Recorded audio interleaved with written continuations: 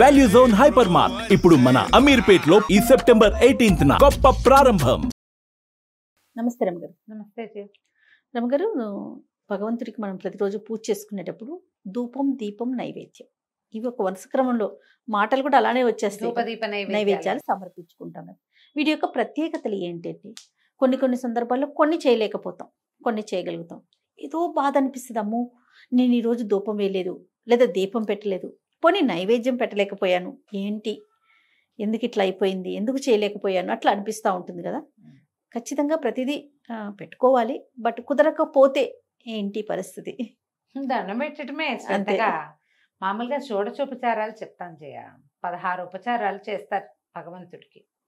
16 ఉపచారాలు చేయలేకపోతే పంచోపచారాలైనా చేయమంటారు. అవి ఇప్పుడు నువ్వు చెప్పిన ధూపం, దీపం, నైవేద్యం, పుష్పము, నమస్కారము. ఒక్కోసారి పువ్వులు ఉండవు, హృదయ కుసుమాన్ని సమర్పిస్తాను దేవుడికి. నైవేద్యం లేదు, అవేవో లేవు, వంట చేయలేదు, పంచదార, చిన్న బెల్లం ముక్క, ఒక అరటిపండు, కొబ్బరికాయలు అవి కొట్టగలిగితే మంచిది. అరటిపళ్ళు ఉన్నాయి, ఓ పండు పెట్టు, ఏదో పండు ఉంది ఏదో ఒక పండు పెట్టు, ఖర్జూరాలు ఉన్నాయి అవి పెట్టు. కానీ ధూపానికి దీపానికి ప్రత్యామ్నాయాలు లేవు. ధూపం ధూపమే, దీపం దీపమే. ఒకవేళ నువ్వు దీపం కూడా పెట్టలేవు, దీపాలు మీ ఇంట్లో అలవాట్లేదు, ధూపం సమర్పించవచ్చు స్వామికి. ఈ ధూపం అనేది సాధారణంగా అందరూ చేసేదే చేయాలి. కొన్ని చోట్ల చైనాలోను అక్కడ కొన్ని దేశాల్లో కూడా ఈ పద్ధతి ఉంది. ధూప సమర్పణ, ఒక అగరబత్తి వెలిగిస్తారు వాళ్ళు కూడా. ఏంటంటే గాలిని పవిత్రం చేసే ప్రక్రియ అది. మనం ఎక్కడ దేవతారాధన చేసుకుంటున్నామో అక్కడి గాలిలో ఉన్నటువంటి అపవిత్రతను తొలగించడం, నెగిటివ్ ఫోర్స్ను తొలగించడం, అది మనం తొలగించి భగవంతుడికి సమర్పిస్తున్నాము. చాలా పనిచేస్తుంది ధూపం.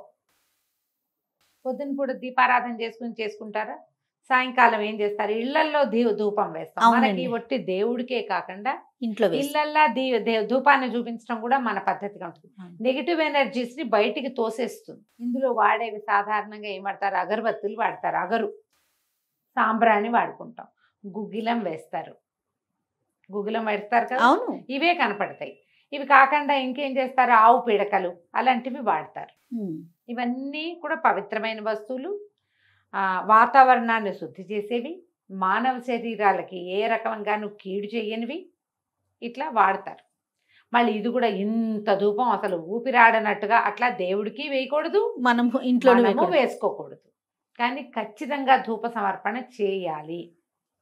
దేవతార్చన అనగానే దీపం ఎంత ఇంపార్టెంటో, మనలోని జ్ఞానాంధకారాన్ని పోగొట్టడానికి దీపాన్ని చూపించాలి.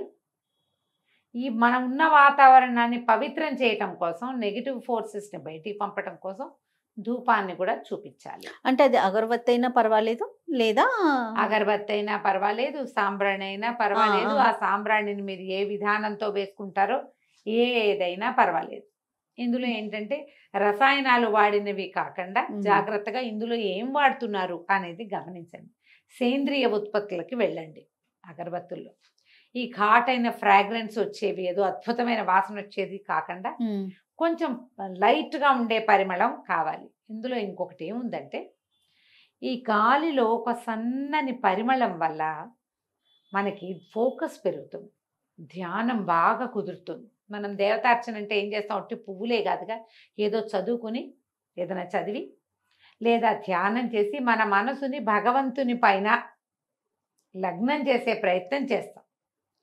ఆ ప్రయత్నానికి ఈ ధూపం సహాయం చేస్తుంది. ఓకే, గాల్లో ఒక సన్నటి పరిమళం అంతా అలుముకుంటుంది, నిదానంగా వెళ్తుంది, ఒక పవిత్రమైన భావన వస్తుంది.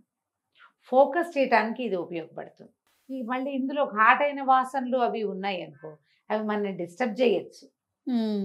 అందుకని వాటికి వెళ్ళకుండా సన్నని పరిమళం ఉండాలి, ఘాటైన వాసన కాదు. పైగా ఈ అగరత్తులకి షెల్ఫ్ లైఫ్ పెంచడం కోసం ఎక్కువ రసాయనాలు వాడతారు, వాటికి వెళ్ళబోకండి. చూసి కొనుక్కోండి ఏవైనా. ఇవి ఇంట్లో కోన్లలో దొరుకుతాయి, మనమే పొడిగా వేసి పొడిని వేయటము. ఈ పొడి వేసామనుకో ఒక్కసారి వస్తుంది మొత్తం ధూపం, స్వామికి సమర్పించేస్తాం, అదంతా బయటకు వెళ్ళిపోతుంది. కానీ దాని తాలూకు పరిమళం సన్నగా ఒక తెరలాగా అలుముకొని గదిలో ఉంటుంది. అగరబత్తి అనుకో, అది సన్నగా మండుతుంది, నిదానంగా పొగ వస్తూ ఉంటుంది, స్లోగా గదంతా అలముకుంటుంది. మన బుద్ధి నిలవడానికి చేసే రకరకాల సాధనాల్లో ఈ భగవంతుడికి ధూప సమర్పణ కూడా పనిచేస్తుంది. భగవంతుడికి సరే రమ్మగారు. అలాగే పసిబిడ్డలకు కూడా వేస్తాం కదా, అవును, అంటే సాంబ్రాణి వేస్తాం. సాంబ్రాణి. దీనికి ప్రత్యేకమైన కారణం ఏంటంటారు? దీనికి నెగిటివ్ ఫోర్సెస్ అంతే. లేకుండా పిల్లలు పుట్టినప్పుడు వీళ్ళు ఎలా అంటే మనకి పూర్వకాలపు నమ్మకాలు కదా జయ, ఇవి మాయలో ఉండి వస్తారు లోపల. ఎంతకాలం, ఒక 9 నెలలు 10 నెలలు లోపల ఉంటారు. వీళ్ళు బయటకు వచ్చాక 6 నెలల పాటు వీళ్ళకి పిల్లలకి ప్రతి వాళ్ళకి కూడా పూర్వజన్మ స్మృతులు ఉంటాయి. అవునట. అందుకే నిద్రలో ఏడుస్తారు, నిద్రలో నవ్వుతారు. అవును. బాగా అంటే ఈ ప్రపంచానికి సంబంధించని వేరే అలౌకికమైనది ఒకటి ఉంటుంది. ఈ వాళ్ళ చుట్టూతా కొన్ని రకాల ఏమంటారు ఈవిల్ స్పిరిట్స్ లాంటివి వీళ్ళ చుట్టూతా రావడానికి అవకాశం ఉంటుందట.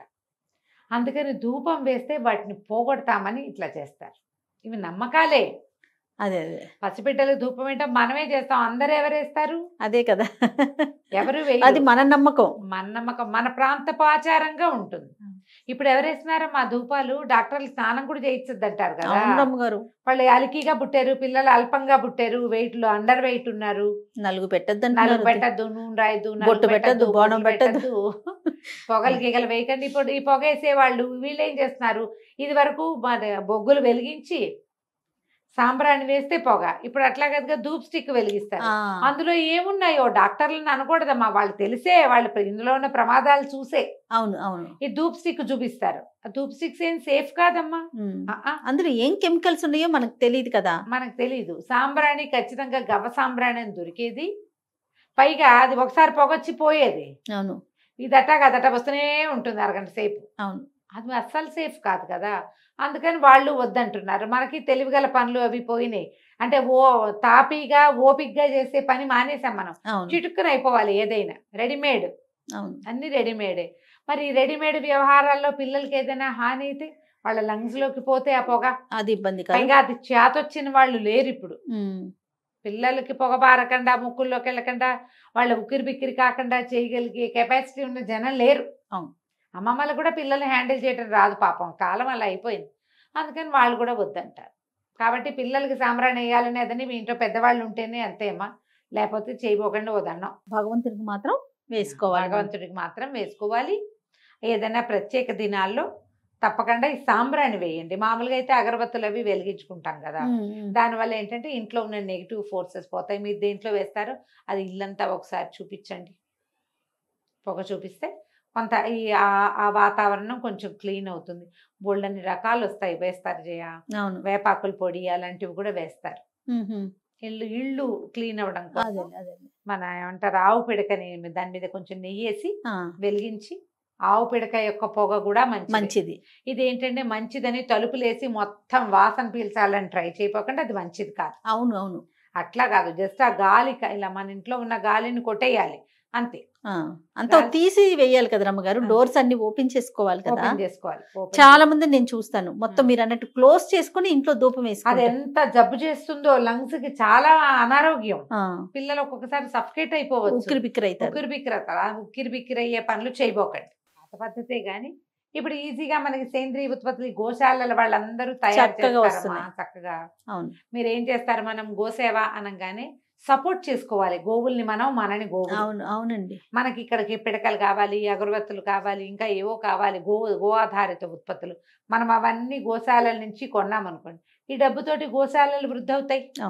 వాటికి సేవ అదే, వాటికి ఆహారం అందుతుంది.